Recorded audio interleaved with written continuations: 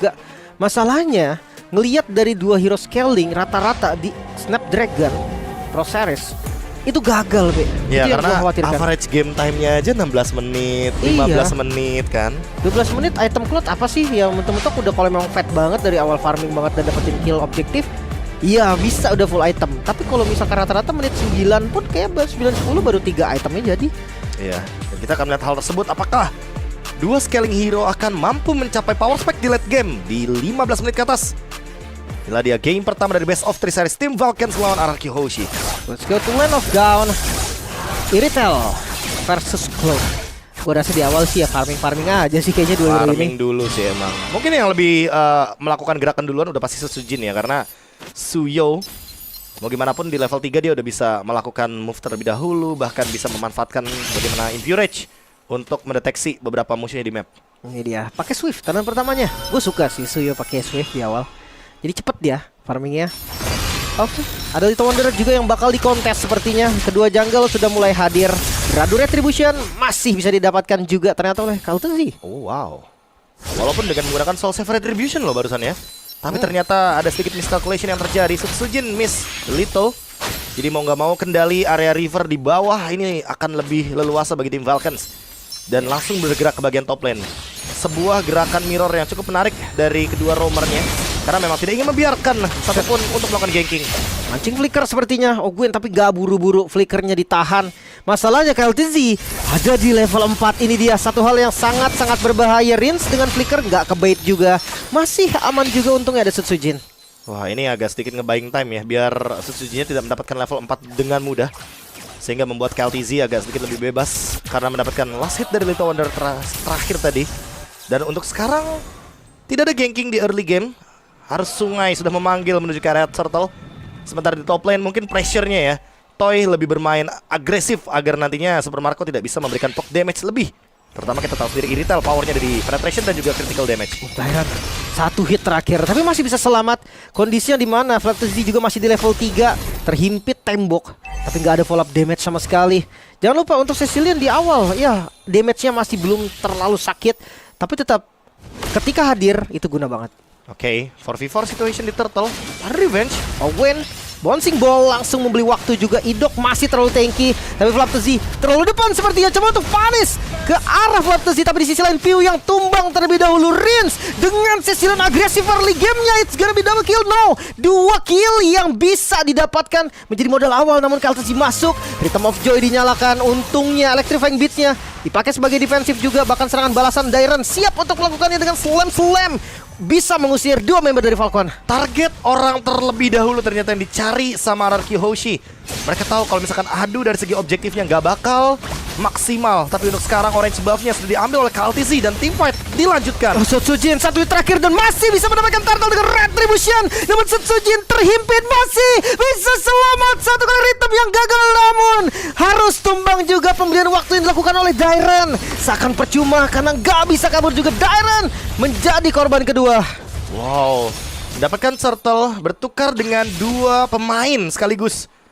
Belum menjadi poin yang adil, karena tidak ada poin kill sedikit pun yang diamankan oleh RRQ Hoshi semenjak mereka mendapatkan first blood dan 2 kill di awal.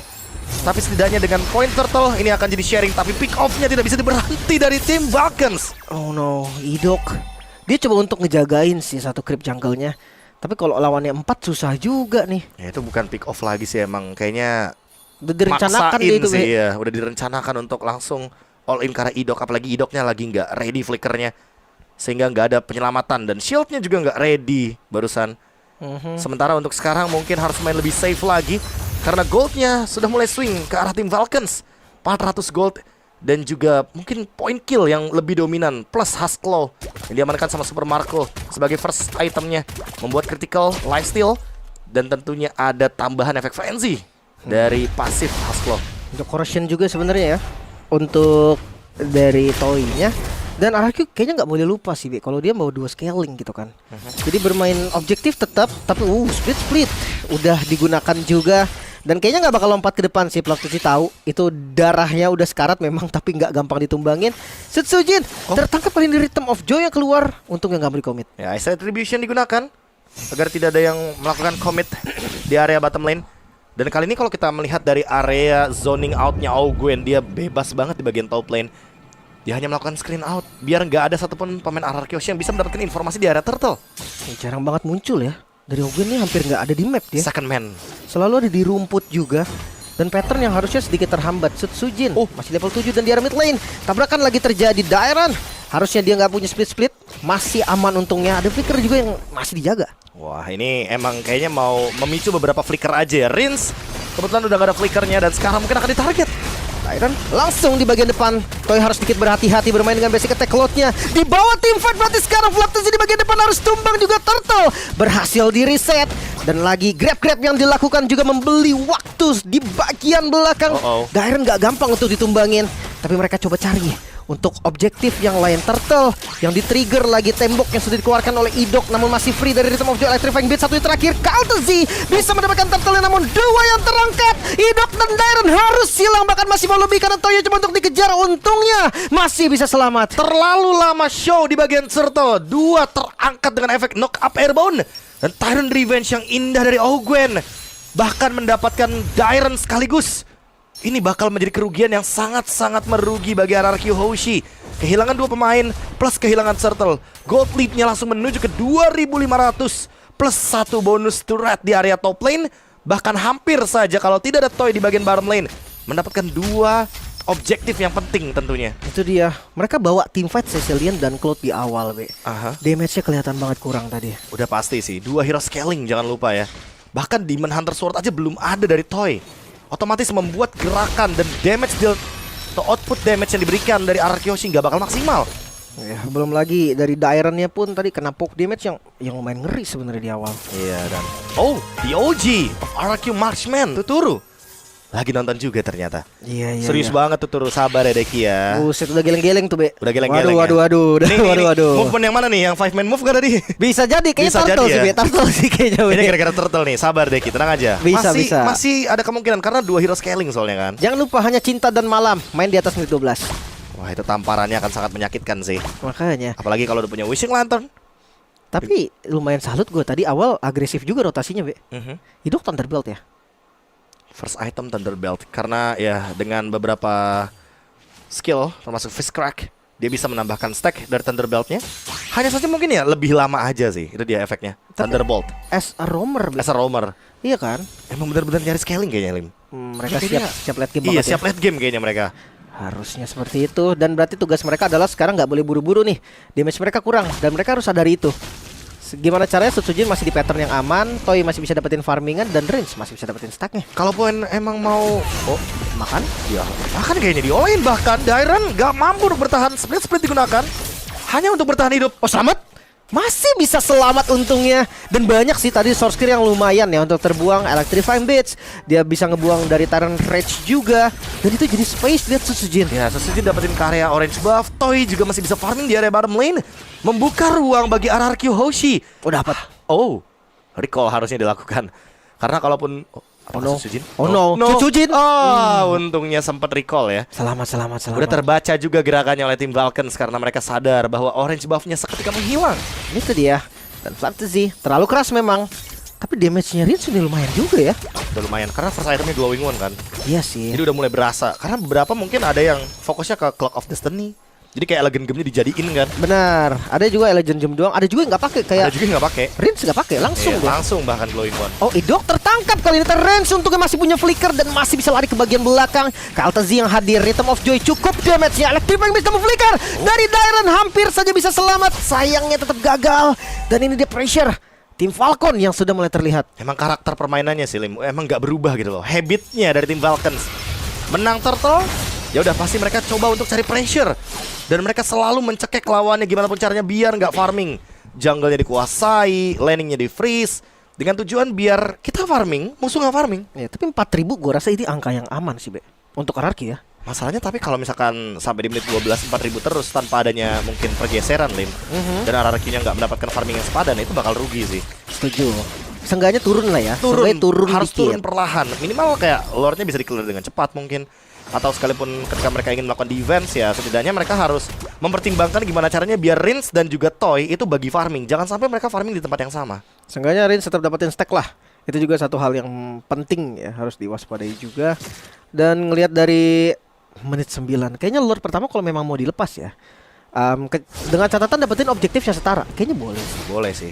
Mereka kayak mulai bermain ke area mid lane ya, sebagai carry utamanya. Mereka udah keluar dari gameplay Skylar sentris yang mungkin menjadi karakter dari permainan RRQ sebelumnya. Karena emang bener-bener mengharapkan kepada Rins dengan ya mungkin gold lead yang sekarang berada di urutan yang kelima. Tapi show dari Idok menandakan tanpa yang flicker harus lebih berhati-hati karena Idok bisa dimakan kapanpun oleh Flaptizi. Dan Susuji juga hadir. Lord langsung dieksekusi juga. Retribution KLTZ masih on point juga, bahkan Idok menjadi bonus. Namun Toy di bagian belakang dengan Blazing Duet yang gak berhasil connect karena siapapun. Ogwen bakal jadi korban seperti yang enggak. Ogwen masih bisa selamat, bahkan 2 member dari RRQ harus hilang. Dairen menjadi korban ketiga sepertinya. Grab kah? Karena masuk lagi KLTZ. Penemu keempat yang harus hilang menyisakan Rins seorang diri. Wow, amukan Leonin KLTZ dengan electrifying beats-nya langsung menghantam kedua pemain sekaligus, Dairen dan juga Toy yang tidak terselamatkan. Plus Lord sebagai bonusnya, objektif yang benar-benar dijadiin acuan utama, plus point kill sebagai bonusnya. RRQ Hoshi kali ini dalam keadaan yang berbahaya karena di menit yang ke-11 mereka benar-benar under banget gold lead-nya. Dari 4.000 menuju ke 6.000 gold lead. Apakah mereka mampu untuk bertahan? Karena satu-satunya winning condition sekarang untuk RRQ Hoshi adalah bertahan selama mungkin hingga nanti Cecilian minimal mendapatkan 4 item. Itu dia Divine Glaive lah, itu yang paling penting banget sih ini Divine Glaive-nya. Tapi untuk Lord pertama seperti yang gue bilang tadi, harusnya aman. Cloud Cecilian, satu lane dipegang Suyo, bahkan pasifnya pun gak ke-trigger. Lord bisa di-clear dengan cepat. Tujuan mereka hanya ngambil inner turret aja. Contoh inner turret di mid nih, dapat juga. Tapi Idok dari bagian belakang itu dia stun yang cukup baik, follow damage masuk dari Blazing Duetnya Toy. Satu harus hilang, Ogwen menjadi korban pertama dan Super Marco korban kedua yang muncul, membalikan keadaan. KLTZ gak bisa terlalu dalam. Ini dia momentum ketika berada di menit yang ke-11, masih terlalu dini untuk tim Vulcans melakukan serangan menuju ke area high ground. RRQ sekarang mulai mendapatkan titik baliknya. Rins mendapatkan double kill, menandakan bahwa Cecilian kali ini harusnya akan menjadi asuransi late game yang lebih memastikan. Kalau di atas menit 15 sampai dengan menit 20, minimal mereka bisa balikin gamenya. Dan sekarang harusnya ke arah Divine Glaive mungkin dari Rins. Iya. Atau jangan-jangan dia bakal menuju ke arah dari Bloodwings. Kayak Divine Glaive lebih good sih, we. Dua item ini kayaknya cocok sih.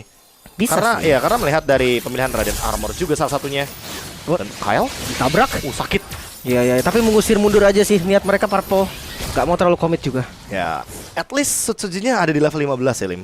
Karena kalau misalkan Setsujinya masih under level, ya dia tetap butuh purple barusan. Tapi kalau misalkan kita melihat sekarang Setsuji level 15, ada satu celah yang nantinya masih bisa dimaksimalkan dengan Soul Saver Retribution. Karena seperti biasa ya, kalkulasi untuk Suyo sebagai pemegang Retribution ini akan jauh lebih mudah dibandingkan dengan beberapa jungler lainnya. Iya, lebih enak, lebih pede juga sih dari Suyo untuk ngadu last hit. Dan masalahnya sekarang 4.000 nih stabil, be. Ya turun mungkin gak jauh tapi turunnya. Iya. Apalagi Lord udah mau muncul. Ya mungkin Lordnya kalaupun mau dilepas jangan ada korban sih. Ya kan, yang penting poke damage aja. Kalaupun mau dikasih free, jangan yang bener-bener kayak ada pertukaran kayak tadi, point killnya kayak diambil 2 RRQ-nya. Iya sih ya. Itu malah rugi jadinya. Banget bahkan. Ya. Tapi gak dikasih free juga sih, karena Idok udah mulai dengan konsilnya di bagian depan mencari vision. Dua yang terkena turret masuk lagi kali ini, dan Dreams hilang langsung, belum sempat menggunakan apapun. Bahkan di sisi lain Dairen juga menjadi korban. Toy langsung mundur, Idok pun lari. Tapi panah untungnya dari Sutsujin ya masih belum bisa kena dan belum ada korban. Tim Falcon mereka masih berlima. Lagi dan lagi baru kita mention jangan ada korban dari RRQ, ternyata malah Rins carry utama. Oh, reset. Tapi di reset karena mereka tahu masih ada Sutsujin. Dan takutnya tanpa dengan Retribution dari KLTZ ini bisa tercuri dan malah menjadi nafas tambahan bagi RRQ Hoshi. Mereka ingin mengusir Idoknya dan mendapatkan Lord ini secara gratis. Point kill sama dengan objektif gratis. Rumus MOBA yang pasti, Lim. Sehingga membuat 2 kill ini menjadi bonus untuk Vulcans. Leading goldnya makin lebih jauh lagi. Dan untuk menyusul kali ini sepertinya RRQ harus mengorbankan, atau minimal kalau mau mempertahankan jangan sampai ada korban jiwa seperti barusan. Masalahnya Rins harus lebih aman lagi sih posisinya. Karena Tire Revenge menurut gue dari Cecilion itu berarti miss position. Dia bisa lebih belakang lagi. Ya karena dia nggak purify juga kan. Nggak Maksudnya purify. kalau dia purify mungkin dari awal udah dimakan Joy terus. Makanya kayak dia harus lebih sadar dengan posisinya. Tapi mode defensif bisa sih baik menurut gua. Ya mungkin balik lagi sih ke kalkulasi dari Ogwin-nya dulu sih. 45 detik tanpa adanya flicker, otomatis dalam kurun waktu ya 40 detik dari sekarang mereka harus menyelesaikan Lord-nya secepat mungkin. Karena kalau enggak ya Ogwin-nya bakal bisa ngelakuin setup dengan flickernya kembali. Idok jauh banget ngeflanknya gila. Dia pengen mungkin bikin momen kayak tadi ya. Iya. Itu bisa juga Langsung terjadi. ke Super Marco ya, mumpung gak ada Purify. Itu dia, Ogwen maju dengan Tara Revenge. Astral Dive. Sakit banget Toy dengan poke damage-nya. Dan Ogwen Immortalnya pecah di bagian belakang. Idok juga berhasil menjodohin ke arah Super Marco dan hilang sudah. Ogwen Winter Crown. Toy membeli waktu, tapi satu hit Super Marco sempat terlempar juga. Dan zoning out dilakukan kembali oleh Peo. Dilempar lagi di bagian depan. Lagi-lagi Flaptzy menggila dengan lompatan-lompatannya, namun terlalu dalam dan akhirnya menghasilkan 2 ditukar 2. Oh, kali ini ada 2 serangan di waktu yang sama. Phil masih mencoba untuk melakukan zoning out di bagian bottom lane. Sementara top lane terbuka bebas bagi Super Marco dan juga KLTZ untuk mendapatkan base turret. Membuka 2 base turret. Bahkan ini lebih buruk dari dugaan kita sebelumnya, Lim, yang harusnya berkorban 1 turret saja. Sakit banget. Tapi Idok dikejar Electrifying Beats dan kayaknya bakal hilang. No, nggak bisa kemana-mana lagi. Super Marco-nya free hit, 1 stun lagi. Dairon berhasil mendapatkan kill-nya, namun sekarang Toy hadir. Dan itu adalah sinyal untuk tim Falcon mundur seharusnya. Bahkan sebelum mundur dia cuma untuk dapetin 1 bastard di bagian mid dan gagal. Masih mau dipaksa, tapi untungnya Wave Minions seketika hilang dari tim Vulcans. 5.000 gold lead. Semakin late game semakin menegangkan bagi tim Vulcans. Tapi memang Joy dari KLTZ masih belum bisa dihentikan. Masih terlalu kuat untuk saat ini. Malefic Gun menjadi pilihan dari Toy untuk meningkatkan lagi penetration plus range, agar nanti dia bisa melakukan poke damage ke arah Ogwen dan juga ke arah dari Flaptzy dengan posisi yang lebih aman. Tapi tanpa Purify, apakah ini pilihan yang tepat menurut gua? Jadi nggak bebas ngehit gitu sih, Be. Jadi ada rasa takut-takut dikit ya kena Tyrant Revenge, karena dengan sprint otomatis masih bisa dihit sama Ogwen. Wind of Nature versus Winter. Ya sih, kalau dari Toy kelihatan dia Winter karena bukan cuma dari retail kan yang nge-damage dia. Bukan cuma dari physical tapi ada magic damage juga. Dan kebetulan karena lawannya adalah Joy, ketika Joy menggunakan Electrifying Beats, dia kan nggak bakal bisa ngedash tuh beberapa waktu. Dan mungkin itu yang dia cari dulu. Blazing Duet menggunakan Winter, jadi dia tidak terkena damage dari Electrifying Beats. Tapi lagi-lagi sih KLTZ targetnya tuh bukan Toy dari tadi. Targetnya larinya ke Rins loh. Selalu ke Rins. Mau nggak mau, Be. Karena iya memang hitungannya kalau misalkan Rins dia punya flicker. Toy BMI maksud gue lebih jauh juga Lebih gitu jauh kan. juga ya. Dan timingnya juga bakal lebih bebas sesuka hati dia. 3-2 Super Marco. Oh no.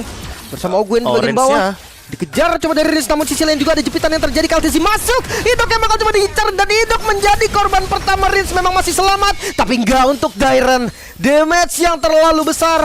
5 member masih ready. Falcon siap untuk ambil Lord. Lagi-lagi point kill terlebih dahulu sebelum take over objektif, dan Lord Evolve akan diamankan secara gratis.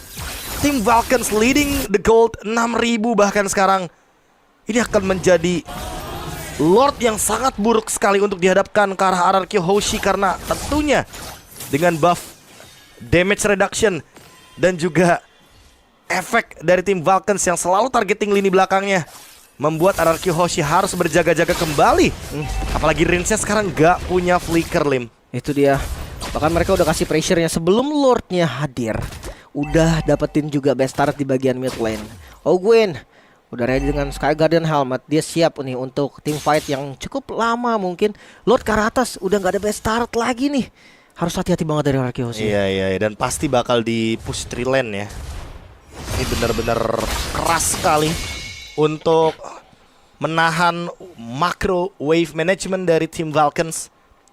Mereka fokusnya harus ke top lane, tapi di bottom lane juga terbuka, terekspos bahkan.